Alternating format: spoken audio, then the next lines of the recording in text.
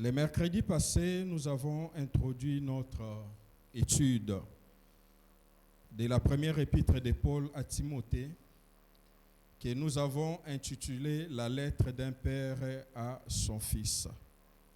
Et nous avons fait comprendre que c'est Paul qui écrivait à son fils légitime, comme il le dit bien au deuxième verset, son fils légitime à la foi.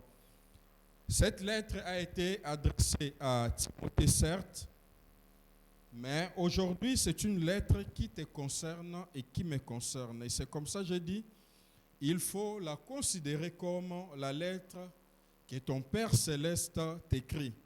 Car si tu vois cela dans cette optique, tu pourras tirer les richesses de l'enseignement que Paul est en train d'adresser. Et premièrement, nous avons dit que cette lettre a été adressée à Timothée, qui était né à Lystre, cette ville que Paul avait visitée dans son premier voyage missionnaire. Et Timothée était né d'un papa grec et d'une maman juive. Et sa maman et sa grand-mère l'ont enseigné les Écritures comme nous l'avons dit. Et là, nous avons souligné, il est très important, bien aimé, de savoir que Dieu peut organiser tout un événement seulement pour t'atteindre. Et c'est pourquoi lorsque nous avons des moments de prière, lorsque nous venons au culte, venons avec cette pensée-là que Dieu me veut. Il veut quelque chose de meilleur dans ma vie. Donc, les passages de Paul à Lystre a donné vie à ce jeune homme qui s'appelle Timothée. Et plus tard, on ne nous parle pas de tous les chrétiens de Lystre, mais là, Paul s'adresse uniquement à Timothée. Amen. Donc, il est très important. Donc, c'est un père qui écrit et qui s'adresse vraiment à son fils qu'il aimait bien. Et nous avons parlé aussi de ce qu'un père doit attendre de son fils. Les pères, nous avons dit, doivent attendre que le fils puisse les refléter en toutes choses. Que le fils soit l'image du père, car il peut remplacer le père, il peut représenter le père. Ainsi, il est très important que le fils soit l'image du père, à l'exemple de notre Seigneur Jésus-Christ, dont nous avons lu l'épître aux Hébreux, au chapitre 1er, le verset 1 à 3, là, la Bible nous montre que Jésus-Christ était le reflet de la gloire du Père et l'empreinte de sa personne. Donc, nous, étant qu'enfants de Dieu, nous devons refléter notre Père. Deuxièmement, nous avons dit que le Fils doit être humble et loyal envers son Père. Troisièmement, nous avons dit qu'un fils doit être sérieux et fidèle dans tout ce que son Père dit. Amen. Aujourd'hui, nous allons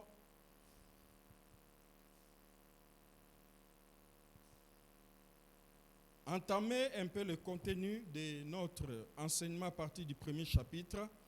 Mais avant de poursuivre notre enseignement, laissez-moi vous donner un peu les plans de cette épître. Et les plans que je vais vous donner, en fait, j'ai été inspiré par les commentaires de l'édition Bible et Publications chrétiennes parce que j'ai aimé, en fait, la façon de présenter cette épître. Et cela est vraiment très simple et facile pour la compréhension de nous étant qu'enfants de Dieu. Et ce plan va nous aider à poursuivre notre étude pas à pas d'une manière harmonieuse, afin que cela nous permette à bien comprendre cette épître. Et aujourd'hui, je vais juste me limiter au premier chapitre. Dans le premier chapitre, il a intitulé, nous allons voir dans les contenus, de la loi et de l'évangile. C'est ça l'intitulé du premier chapitre. Et là, nous avons 5 points. Premièrement, il y a la salutation ou les salutations que Paul adresse à Timothée. Là, c'est le verset 1 et 2. Nous allons y revenir. Deuxièmement, il parle de la bonne et de la mauvaise doctrine, à partir du verset 3 jusqu'au verset 7e. Troisièmement, il parle de la contraste entre la loi et l'évangile. Ça, c'est le point 3, nous allons développer ça. À partir du verset 8e jusqu'au verset 11e. Quatrièmement, il parle un peu de lui-même et de l'évangile qu'il a prêché. Donc, Paul et l'évangile. À partir du verset 12e jusqu'au verset 17e. Et les trois derniers versets, c'est à partir du verset 18 jusqu'au verset 20e. Là, c'est le 5e point que nous allons parler sur la mission de Timothée. Amen. Amen. Je reviens sur ce que les bien-aimés a lu, premièrement sur la salutation.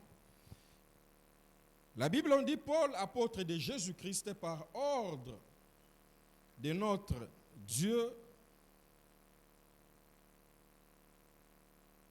par ordre de Dieu notre Sauveur et de Jésus-Christ notre espérance, à Timothée, mon enfant légitime, que la grâce, la miséricorde te soit donnée de la part de Dieu, le Père, et de Jésus-Christ, notre Seigneur.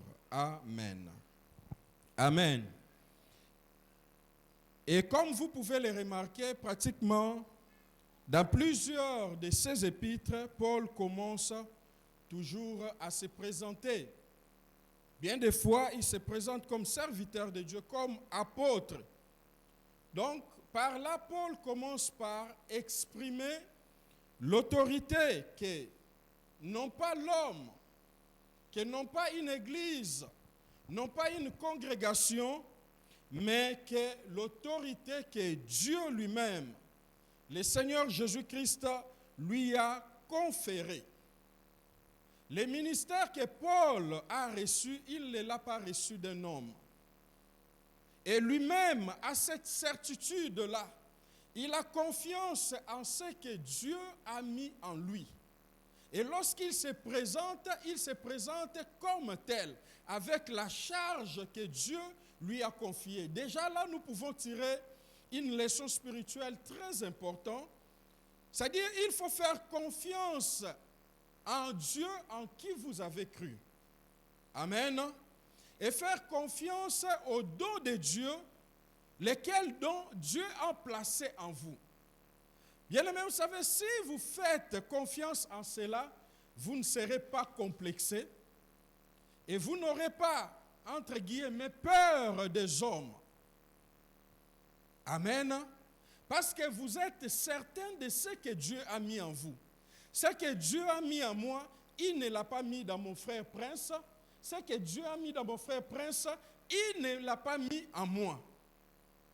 Ainsi, mon frère Prince n'est pas un genre de compétition devant moi. Parce que si on ne sait pas s'accepter dans ce que Dieu a mis en vous, dans ce que Dieu est pour vous, on ne saura pas non plus accepter les autres. Et c'est le grand danger qui gangrène aujourd'hui l'Église. On vit dans une forme de compétition. C'est-à-dire, si moi je suis modérateur, je me dis non, je dois dépasser X.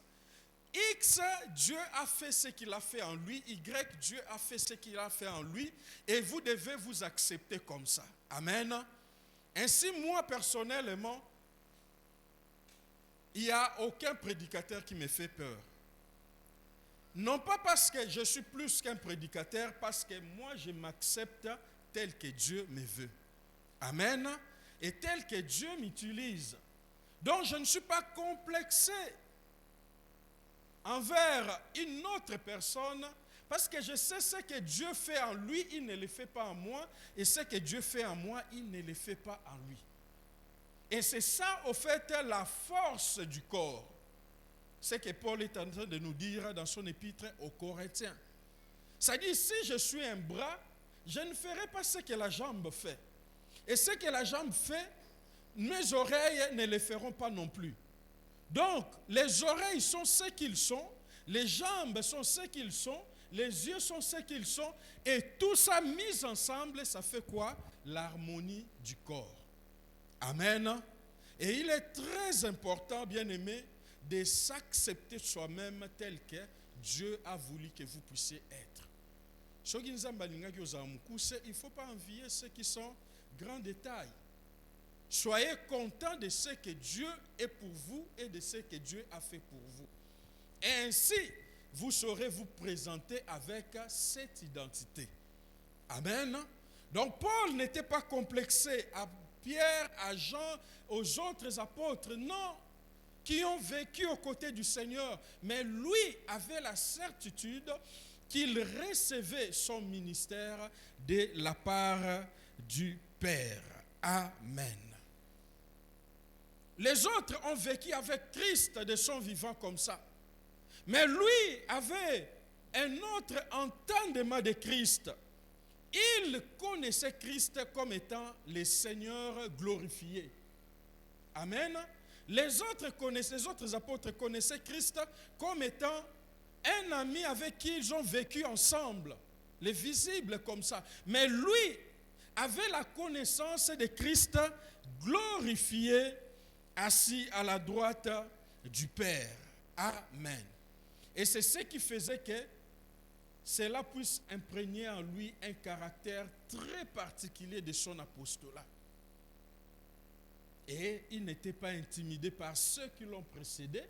Il n'était pas intimidé par ceux qui viennent après lui. Par contre, cette attitude les rendait beaucoup plus humbles. Amen. Amen. Tapez votre poitrine, dites, je dois m'accepter tel que le Seigneur me veut. Amen. Donc, étant qu'envoyé de Christ, il était chargé, pas n'importe quel Christ, mais Christ glorifié, il était chargé de révéler au monde, de révéler à l'Église, et il avait une mission particulière, celle d'annoncer les mystères jusque-là qui étaient cachés. Et c'est ce que vous voyez, la particularité dans tous ces épîtres. Ce qu'il nous a révélé, en fait, c'était quelque chose de caché, des choses peut-être que Jean n'en a pas parlé, Pierre n'en a pas parlé. Il nous a révélé les mystères cachés de Christ. Pourquoi? Parce que lui voyait ce Christ dans la gloire, capable d'accomplir des choses dans l'homme qui vit encore sur la terre. Apôtre de Jésus-Christ, selon Dieu, selon les commandements de Dieu, notre Sauveur. Amen. Dieu, notre Sauveur. Et vous allez voir même dans d'autres épîtres, cela apparaît lorsqu'il se présente. Il évoque cette relation particulière. C'est-à-dire, pendant que tu marches sur la terre, pendant que tu es en pèlerinage dans ta vie chrétienne, tu dois savoir que tu es un envoyé de Dieu. Avoir confiance en ce Dieu-là et avoir confiance dans ce que Dieu en fait en toi. Qu'est-ce que Dieu est pour toi? Il n'est pas n'importe qui, il est ton sauveur. Et aujourd'hui, il est le sauveur de l'humanité entière. Cela te fait comprendre qu'il n'est pas seulement le Dieu d'Israël, comme certaines personnes de la religion noire fustigent. Tu dois comprendre que Dieu, étant que sauveur de l'humanité, il est devenu aussi ton Dieu en Jésus-Christ. Amen.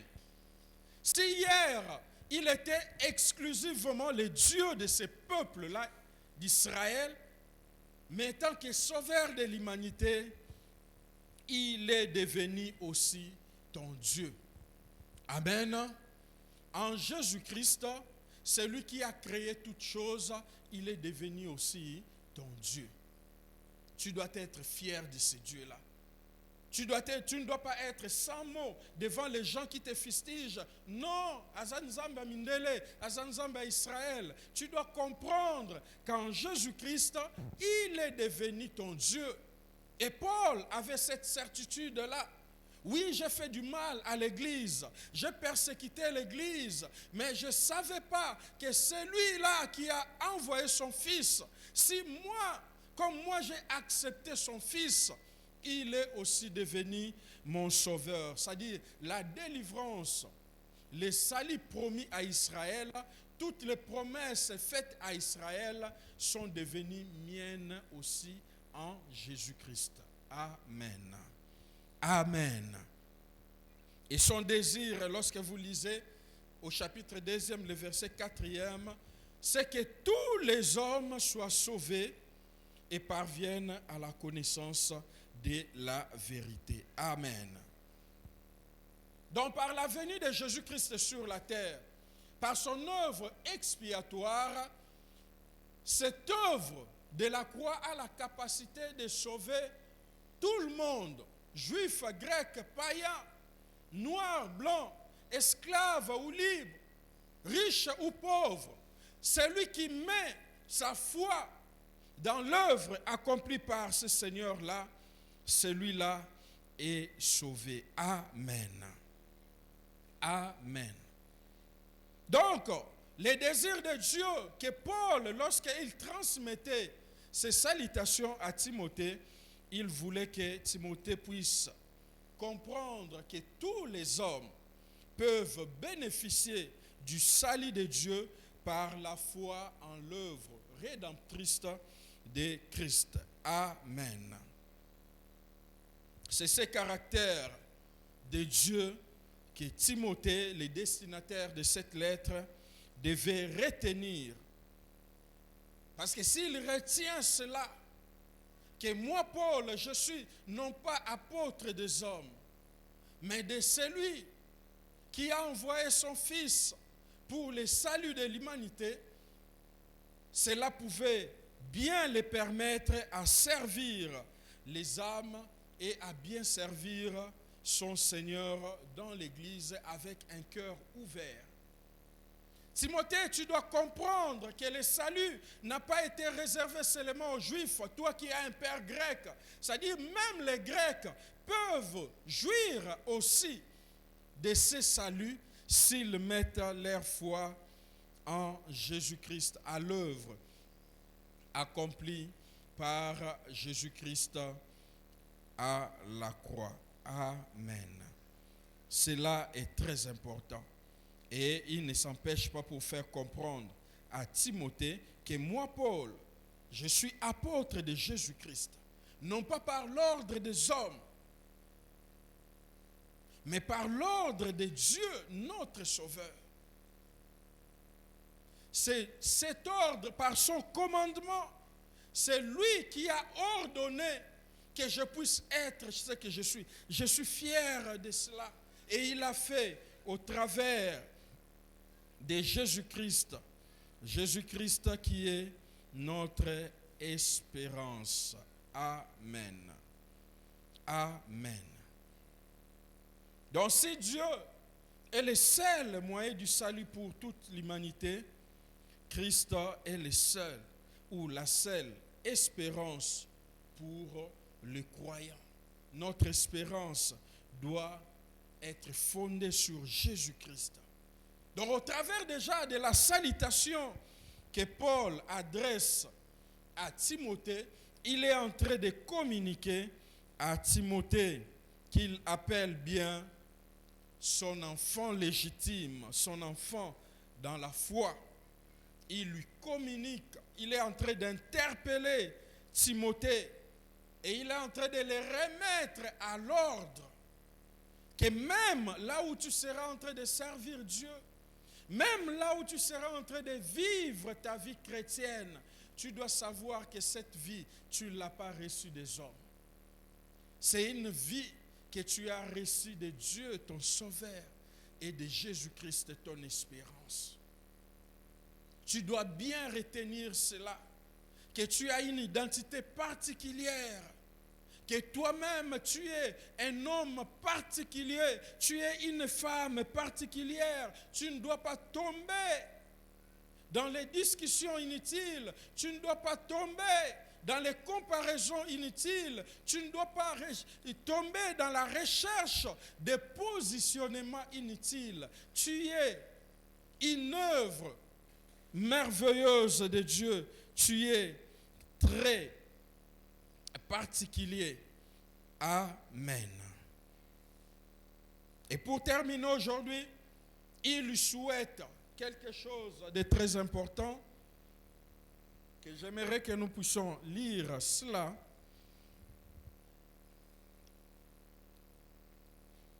La grâce, la miséricorde, la paix. Amen. Quand Paul se présente à Timothée, son enfant légitime, il émet un souhait que la grâce, que la miséricorde, que la paix te soit donnée de la part de Dieu, le Père, et de Jésus-Christ, notre Sauveur. Amen.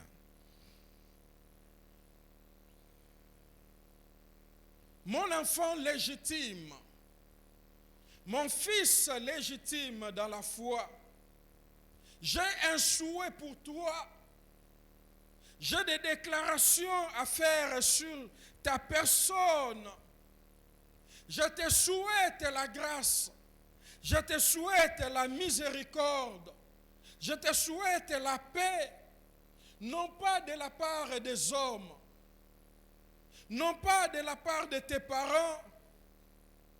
Non pas aussi particulièrement de ma part, mais cela de la part de Dieu, le Père, et de la part de Christ Jésus, notre Sauveur. Amen. Bien-aimé, la grâce, c'est quoi? En fait, la grâce, c'est l'amour de Dieu, l'amour immérité. Et Dieu désire que l'homme que tu es, que son enfant, son fils ou sa fille que tu es, que tu puisses vivre dans la conscience de cette grâce. La grâce laquelle que lui-même t'a témoigné. La grâce des hommes peut avoir des limites. Du reste, vous vous souvenez encore. Lorsque le président signe un document que nous appelons la grâce présidentielle pour faire sortir certains prisonniers, qu'est-ce qui se passe après? Il faut une procédure pour mettre cela en exécution. N'est-ce pas cela? Ce n'est pas que le jour où le président signe la grâce présidentielle que tu sors de la prison, n'est-ce pas ça? Il faut une procédure pour l'exécution de ces documents afin que tu puisses sortir. Papa Onia, c'est ça, je pense. Mais ce n'est pas ça la grâce de Dieu, bien-aimé. Lorsque le Seigneur te manifeste la grâce, au moment même, cette grâce-là t'atteint. À ce temps précis, la grâce de Dieu t'atteint dans ta vie. Que la grâce de Dieu puisse se manifester dans ta vie. Et bien aimé, dans notre vie de chaque jour, s'il y a quelque chose que nous devons avoir besoin continuellement, c'est la grâce de Dieu. Amen. Il faut désirer la grâce de Dieu. Vous savez, le psalmiste a dit, sans ta grâce, nos âmes seront bien vite dans la demeure du silence. Et moi, chaque matin, j'aime chanter ce chant Ngolunayo Nabomo Inanga parce que j'en ai besoin. Je suis sur toute la ligne incapable de tout, limité, faible. Mais j'ai besoin de la grâce. Et cela était la prière de David. Seigneur, ne me retire pas ta grâce. Seigneur, ne me retire pas ta grâce. S'il y a quelque chose que j'ai besoin de toi, il demandait cela continuellement, à tel point que le Seigneur a pris acte de cela dans la vie de David. Il lui a promis de ne pas lui retirer sa grâce. Et à cause de cela, il lui a dit, il va maintenir un de ses fils sur le trône. Et c'est ce qu'il a fait. Si le Seigneur a arraché la royauté de tout Israël au clan de David, mais il a créé une marge de réserve. Oui, à cause de la négligence de Salomon, de son fils Roboam, tout devait être parti. Mais parce qu'il avait promis de conserver une grâce particulière pour David, il a réservé Juda et Benjamin pour que les fils de David continuent à régner sur cela. Amen. La Bible dit, il tient en réserve une grâce particulière pour les hommes et les femmes qui l'aiment. Amen. C'est très important. Tu as besoin de la grâce de Dieu. Tu es incapable de rien dans ta vie. Même lorsque tu te réveilles, tu mets ton pied sur la terre. Ce n'est que la grâce de Dieu. Et tu as besoin de cette grâce. Il lui souhaite la paix, de la conscience, la paix. Le Seigneur nous dit dans sa parole que vos cœurs ne se troublent point. Je vous donne ma paix, je vous laisse la paix. Vous savez, lorsque nous regardons tout ce qui se passe tout autour de nous, qui peut rester encore tranquille? Lorsque tu regardes tout ce que tu es en train de vivre dans ta vie, dans ta famille, est-ce que cela peut te donner une certaine tranquillité, un repos? Rien. Le fondement de ce monde s'ébranle. Tout est en train de bouger. On ne sait pas nouer les deux bouts du mois. On ne sait pas, on est incapable d'affronter certaines choses, incapable des fois de payer même la scolarité des enfants. Est-ce que dans ces conditions, tu peux réellement avoir la paix dans ce monde? C'est pourquoi nous avons besoin de sa paix. Sa paix qui nous garde, son repos. Sa paix qui garde nos intelligences, nos pensées en Christ, de telle sorte que lorsque les choses même peuvent bouger, mais en Christ, nous sommes en paix. Amen. Il n'y a que lui sur cette terre qui s'est nommé prince de la paix. En lui, il y a une abondance de paix. C'est lui qui peut te donner la paix du cœur.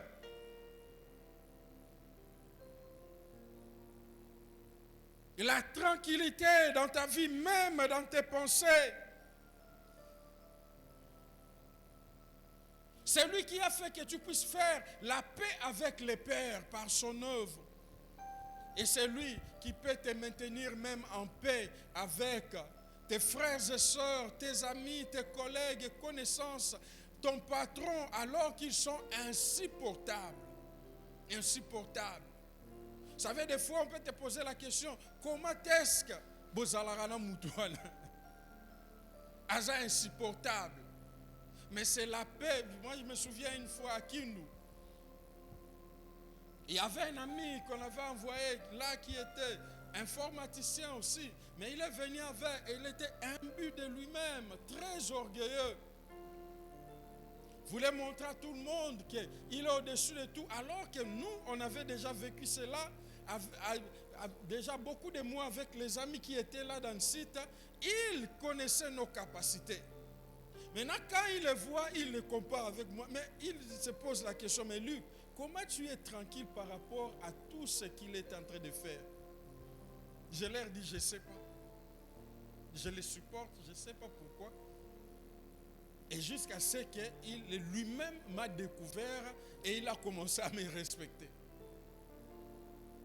Donc le Seigneur est capable de te faire vivre même au milieu des hostilités, mais en ayant toujours sa paix. Au milieu de la famine, mais en ayant toujours sa paix. Au milieu même des troubles de ce monde, mais en ayant toujours ta paix et sa paix. Timothée, je souhaite que la paix de notre Dieu le Père et de Jésus-Christ, notre Seigneur, puissent te couvrir. Reçois de leur part la paix. Non seulement la grâce, mais reçois de la part du Père, reçois de la part de Jésus-Christ la paix qu'est la miséricorde. Vous savez, la miséricorde désigne l'expression particulière de l'amour et de la grâce de Dieu qui répond à nos faiblesses, qui répond à notre misère. C'est ça la particularité de la miséricorde. C'est l'expression de la bonté de Dieu. Tout au long de notre marche, le Seigneur peut nous témoigner son amour, sa grâce et répondre à notre misère, répondre à nos faiblesses. Tu dois dépendre de la miséricorde de Dieu. Vous savez, il y a quelque part où Jérémie rapporte ces paroles de Dieu en disant que de loin le Seigneur se montre. Il dit, je t'aime d'un amour éternel. C'est pourquoi je te conserve ma bonté. Il est le Dieu qui se montre de loin. Qui peut édifier les autres par lui-même? Non. Même les hommes les plus orgueilleux, le temps a démontré leur faiblesse. Tu as besoin de la miséricorde de Dieu. La miséricorde de Dieu, c'est la grâce et l'amour de Dieu qui te soutient dans tes faiblesses, qui te soutient dans ta misère.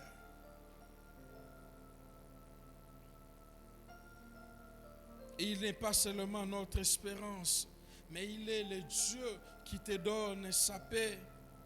Il est le Dieu qui te donne, qui te manifeste sa miséricorde, sa bonté. Il est le Dieu qui te témoigne sa grâce. Timothée, ce que je souhaite pour toi, de la part du Père et de la part de Jésus-Christ, que la grâce de Dieu, que la paix de Dieu, que la miséricorde de Dieu soit ton partage. Dans l'exercice de ton ministère, dans ta marche étant qu'enfant de Dieu, que la grâce de Dieu puisse t'accompagner, que la paix de Dieu puisse t'accompagner, que la miséricorde de Dieu puisse t'accompagner. Et c'est ça le souhait de ce Père qui nous écrit cette lettre-là. Il te dit, ma fille, mon fils, je veux que tu puisses demeurer dans ma grâce. J'aimerais que ma paix puisse être ton partage. J'aimerais que tu puisses jouir de ma paix. J'aimerais que tu puisses jouir de ma miséricorde. Ne te prive pas de ma paix. Ne te prive pas de ma grâce. Ne te prive pas de ma miséricorde. C'est le cortège des biens que moi, le Père qui t'écrit, je mets à ta disposition. Amen. Est-ce que nous pouvons prier? Alléluia. Peut-être il y a des choses qui t'ont troublé encore. Depuis le début de cette semaine jusqu'à ce jour. Peut-être il y a des choses qui t'ont dérangé dans la vie, bien-aimé. Il y a des choses avec lesquelles tu t'es battu. Toi-même, au fait, tu n'as pas eu d'ici. Et peut-être jusque-là, tu n'as pas la solution, bien-aimé. Tu as droit de faire confiance encore à ce Dieu-là. David disait, je suis une créature si merveilleuse et mon âme le connaît. Il certifiait cela à son âme. Il voulait que son âme puisse comprendre que lui est particulier par rapport à ce Dieu-là. C'est pourquoi il ne pouvait pas rivaliser avec Saoul. Parce qu'il savait que lui était particulier. Il avait reçu une onction particulière.